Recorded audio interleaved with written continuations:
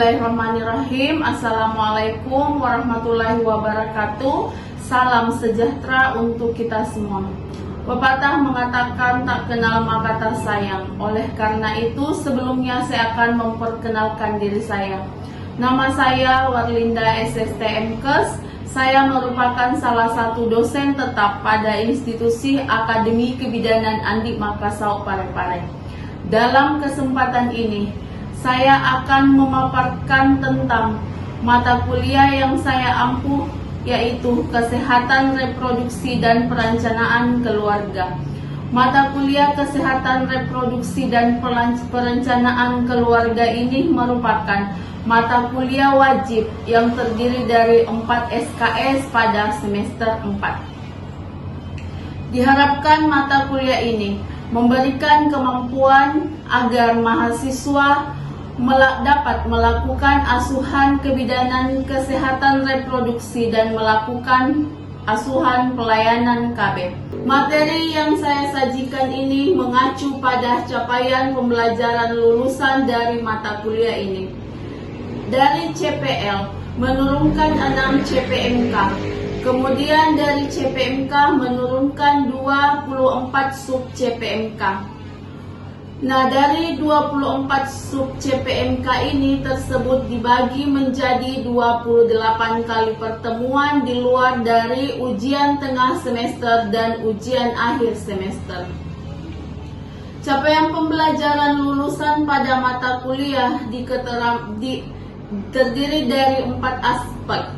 Yang pertama sikap, yang kedua keterampilan umum, yang ketiga keterampilan khusus, dan yang terakhir adalah pengetahuan. Di mana aspek sikap terdiri dari 3 bagian. Yang pertama adalah menghargai keanekaragaman budaya, pandangan, agama, kepercayaan, serta pendapat atau temuan orisinal dan orang lain. Yang kedua adalah menunjukkan sikap bertanggung jawab atas pekerjaan di bidang keahliannya secara mandiri. Yang ketiga, menjalankan praktek kebidanan sesuai dengan kompetensi, kewenangan, dan kode etik profesi. Prosedural dalam asuhan kebidanan pada kehamilan, persalinan, pasca persalinan, bayi baru lahir, bayi dan balita, serta kontrasepsi. Yang keempat, mengetahui pengetahuan faktual tentang jenis, tanda, gejala, penyakit-penyakit umum, dan infeksi pada kehamilan, persalinan, postpartum, bayi baru lahir, dan balita. Dan CPMK terdiri dari 6 aspek, yaitu yang pertama, mahasiswa mampu menjelaskan konsep kesehatan reproduksi. Yang kedua, mahasiswa mampu menjelaskan konsep gender dalam kesehatan reproduksi. Yang ketiga, mahasiswa mampu mengidentifikasi masalah-masalah kesehatan reproduksi yang sering terjadi. Yang keempat, mahasiswa mampu mengidentifikasi rumor dan fakta yang terkait dengan kesehatan reproduksi yang sering terjadi. Yang kelima, mahasiswa mampu mendemonstrasikan teknik pelayanan kontrasepsi. Yang keenam, mahasiswa mampu menjelaskan evidence base dalam asuhan pelayanan KB. Selanjutnya, adapun bahan kajian pada mata kuliah ini terdiri dari 6 aspek, yaitu yang pertama konsep kesehatan reproduksi, yang kedua konsep gender dalam kesehatan reproduksi, yang ketiga masalah-masalah kesehatan reproduksi yang sering terjadi, yang keempat rumor dan fakta terkait dengan kesehatan ibu dan anak, yang kelima teknik pelayanan kontrasepsi, dan yang terakhir adalah evidence based dalam asuhan pelayanan KB. Untuk mendukung pengajaran, saya menggunakan berbagai literatur dan sebagai referensi penunjang dapat berupa jurnal, artikel, majalah yang berhubungan dengan ilmu kebidanan, sesuai dengan materi yang saya bawakan. Itulah model delivery yang saya sampaikan dalam proses pengajaran yang saya lakukan.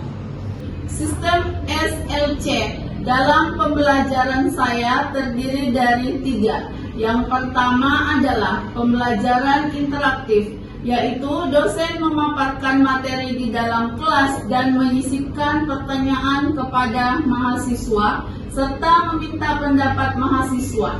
Yang kedua adalah small group discussion atau yang dikenal dengan diskusi.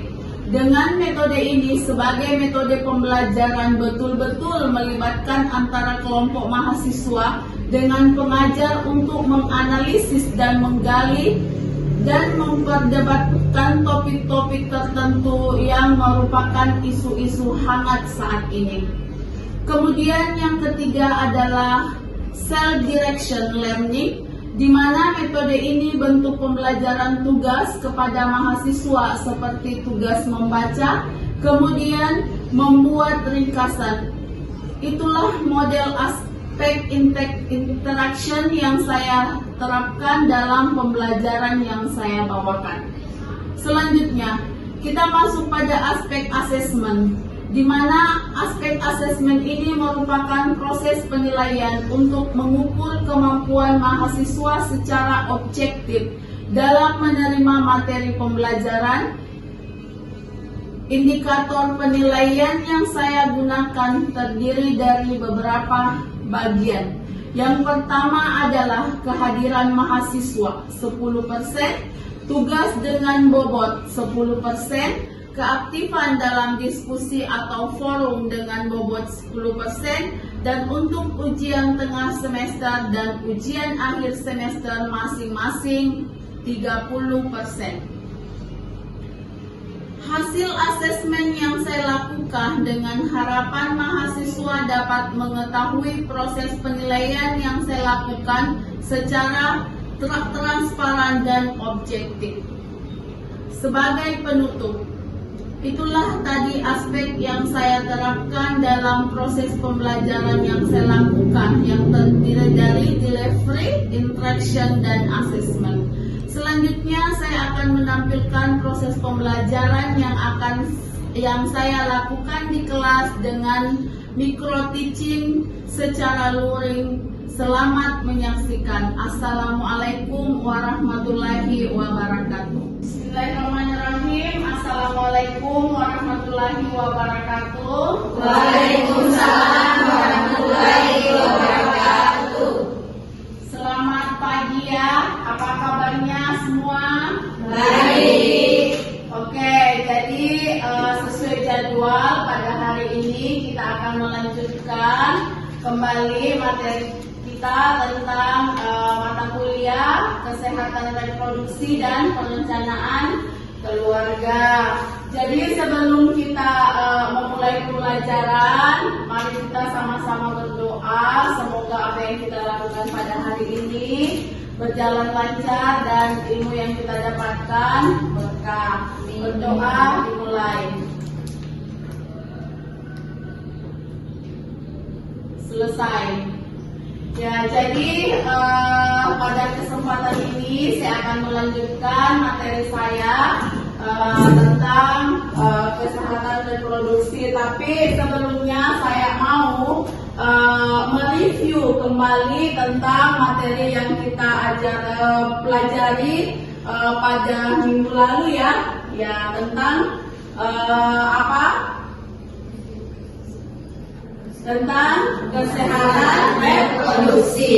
Ya, jadi yang kita pelajari kemarin itu yang pertama adalah definisi gastro. Jadi ada yang masih mengingat apa definisi gastro itu? Oke, silakan Nur Hikmah. Definisi gastro adalah kesejahteraan fisik, mental, dan sosial yang utuh, bukan hanya bebas dari penyakit atau catatan dalam segala aspek yang berhubungan dengan sistem reproduksi fungsi serta prosesnya. Oke, ya baik ya.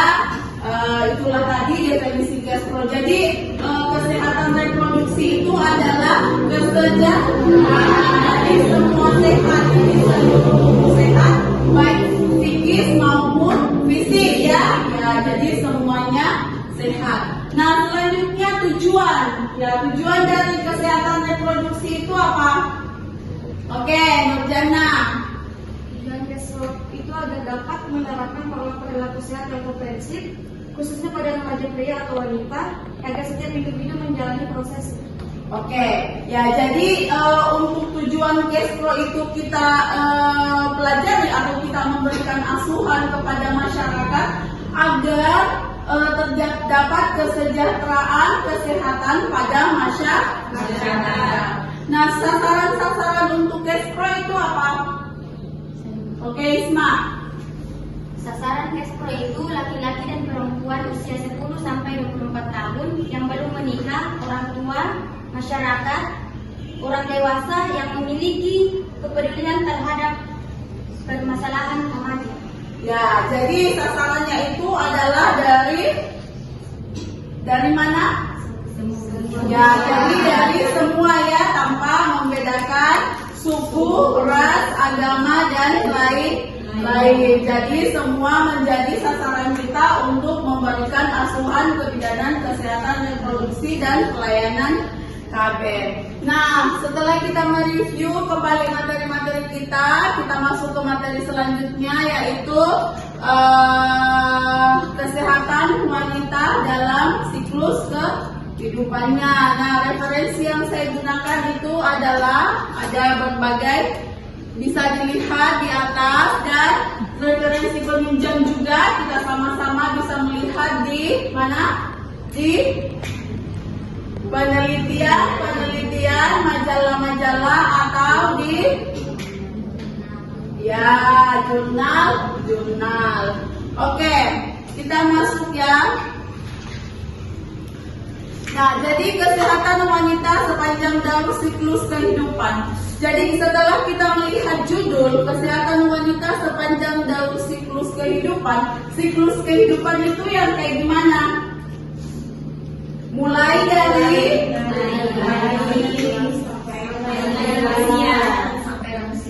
Oke, jadi mulai dari bayi.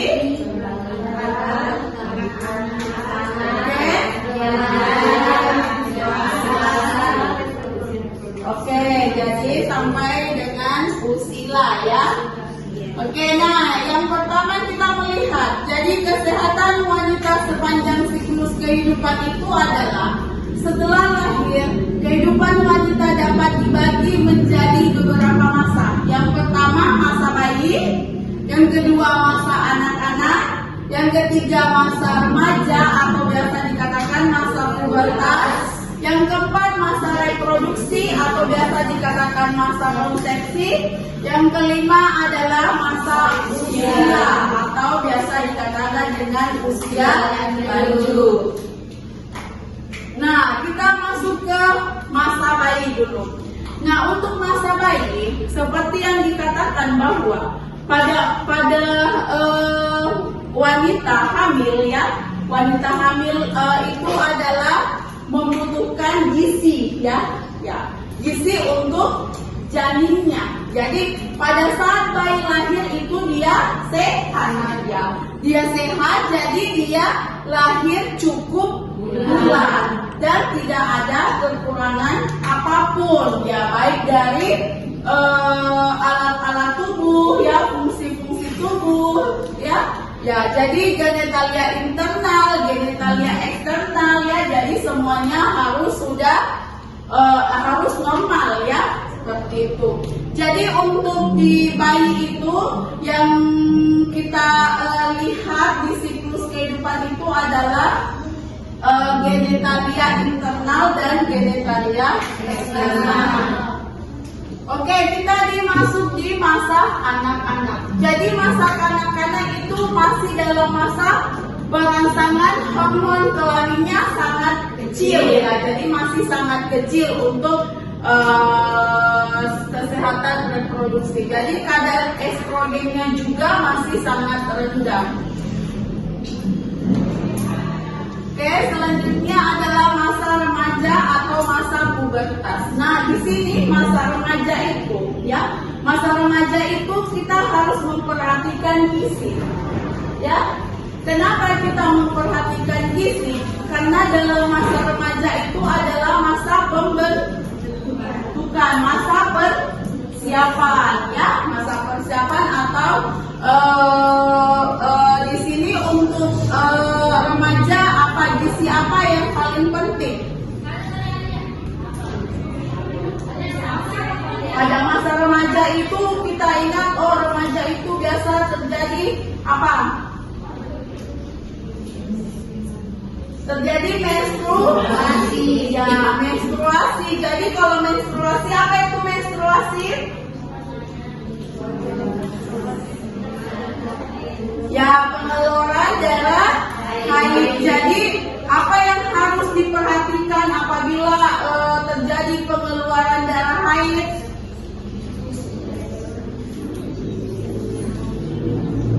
Kadar hemoglobin, ya, jadi supaya tidak terjadi anemia. Jadi kalau misalnya terjadi anemia, maka itu adalah suatu masalah, ya, jadi masalah. Jadi pada saat masa remaja itu kita harus memperhatikan gizi yang seimbang. Selanjutnya di sini masa remaja itu kita kategorikan dari umur 11 sampai 19 atau 20 tahun, di mana dikategorikan menjadi 3. Yang pertama adalah remaja awal, yang kedua adalah remaja pertengahan, dan yang ketiga adalah remaja lanjut.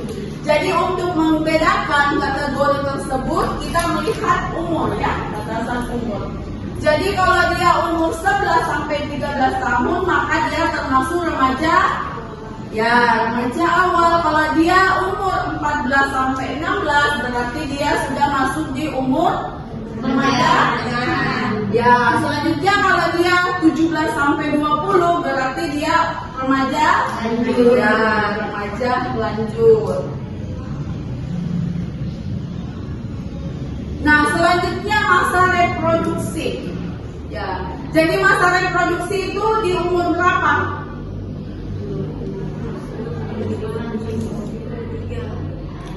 Ya, jadi berlangsung kira-kira selama 30 tahun itu masa reproduksi seorang wanita. Ya, ya, jadi kapan wanita dikatakan bahwa dia resti, misalnya resiko tinggi untuk melahirkan?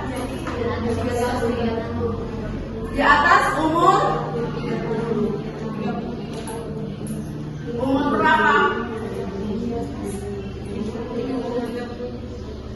Jadi untuk umur wanita dikatakan resiko tinggi itu adalah di atas umur 35 atau 33 sampai 35 tahun.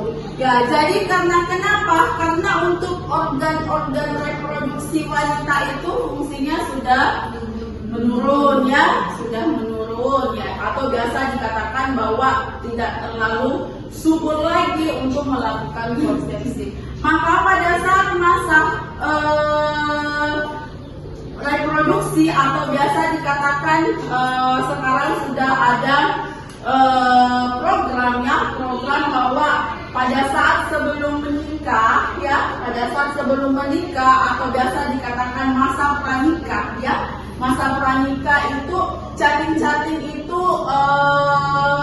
berkonsultasi dulu, ya, sama kader atau pemegang program, ya. Ada salah satu program pada cacing itu adalah namanya aplikasi Elsimil, ya. Jadi untuk persiapan menikah dan hamil, ya. Jadi di aplikasi itu ada kuesioner yang harus diisi cacing. Jadi cacing itu mendaftar itu 3 bulan sebelum menikah. Ya, jadi kalau misalnya dia tidak mendaftar 3 bulan sebelum menikah itu dia akan lama prosesnya ya, karena harus dulu mengikuti tahap untuk pengisian aplikasi LC-Mil. Nah, di situ dilihat semua gizi.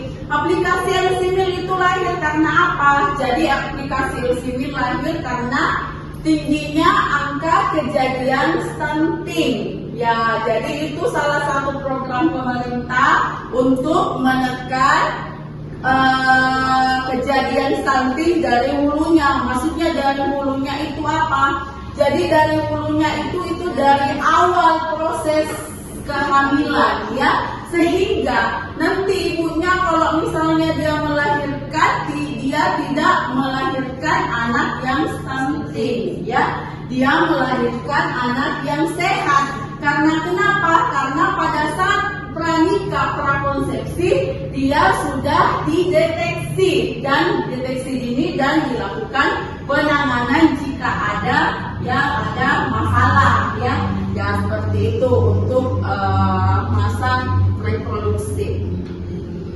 Selanjutnya usila atau biasa dikatakan usia lanjut. Nah, di masa usila ini ada 3 tahap ya, 3 tahap di usia lanjut. Yang pertama adalah klimakterium. Jadi masa klimakterium itu merupakan masa peralihan ya, masa peralihan antara masa reproduksi dengan masa senium. Jadi klimakterium bukan suatu keadaan yang patologis ya, melainkan suatu masa peralihan atau biasa dikatakan perubahan ya, perubahan yang normal atau biasa dikatakan dengan perubahan yang fisiologis yang berlangsung beberapa tahun sebelum dan sesudah menopause. Jadi masa klimakterium itu adalah masa sebelum terjadi menopause. Nah, untuk gejala klimakterium, ada yang tahu gejala-gejala terjadinya klimakterium pada usila? Ya, haid tidak teratur. Ya, setelah itu gelisah, muncul rasa panas di malam hari, terutama pada bagian wajah ya. Jadi seperti itu. Nah, selanjutnya menopause. Ya, jadi untuk masa menopause ini merupakan haid terakhir ya. Haid terakhir atau terjadinya haid yang terakhir pada saat itu. Jadi tidak ada lagi haid untuk kedepannya, baik itu 3 bulan kemudian, 5 bulan kemudian ya. Jadi itu nih haid terakhir. Pada saat seseorang terjadi haid terakhir, berarti itu adalah ya selanjutnya yang dengan siklus yang panjang dengan perdarahan yang berkurang ya, biasa ada spotting ya, jadi itu selanjutnya adalah perdarahan yang berkurang. Jadi untuk menopause dengan klimakterium saya kira sudah kita bisa melihat perbedaannya ya. Selanjutnya adalah senium. Jadi klimakterium, menopause dan senium. Jadi masa senium itu adalah masa yang mencolok pada masa ini adalah kemunduran alat-alat tubuh. Ya, jadi kalau tadi klimakterium sama menopause itu adalah psikologis dengan alat reproduksi. Nah, jadi kalau ini dia perubahannya itu adalah kemampuan fisik, misalnya tenaga, karena ini adalah proses menjadi tua, ya, jadi proses menjadi tua. Dalam masa senium ini terjadi pula apa? Osteoporosis, ya, karena kemampuan fisiknya berkurang karena tulangnya juga sudah tulang sudah mulai keropos. Dengan ini juga terjadi berbeda-beda pada setiap wanita ya, jadi itu. Oke, dari penjelasan saya tadi apakah ada yang ingin bertanya? Oke, silakan ini. Baiklah, bismillahirrahmanirrahim. Assalamualaikum warahmatullahi wabarakatuh. Waalaikumsalam warahmatullahi wabarakatuh. Saya ingin mengajukan pertanyaan kepada Ibu. Tadi Ibu membahas mengenai senyum yang muncul pada masa kemunduran alat-alat tubuh dan kemampuan fisik dalam masa senyum. Yang ingin saya pertanyakan, apa itu osteoporosis? Terima kasih. Oke, pertanyaannya bagus sekali ya. Terima kasih. Jadi untuk untuk osteoporosis itu sendiri seperti yang saya jelaskan tadi adalah ya, jadi untuk tulang-tulangnya itu terjadi keropos ya. Disebabkan karena apa? Disebabkan karena umur ya umur. Jadi karena terjadinya osteoporosis atau tulang-tulangnya itu keropos sehingga kemampuan dirinya juga itu dia berkurang ya gitu. Selanjutnya masih ada yang ingin mengajukan pertanyaan ya, silakan Firly. Pertanyaan saya adalah, adakah batasan umur pada 3 tahapan usia? Jadi oke. Ya, jadi untuk batasan umur ya. Jadi untuk batasan umur pada usia ya. Jadi masa klimakterium, masa menopause dan masa senior. Ya, jadi untuk klimakterium itu umurnya berapa?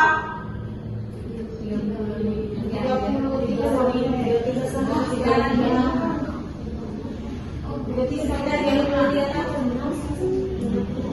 Berapa?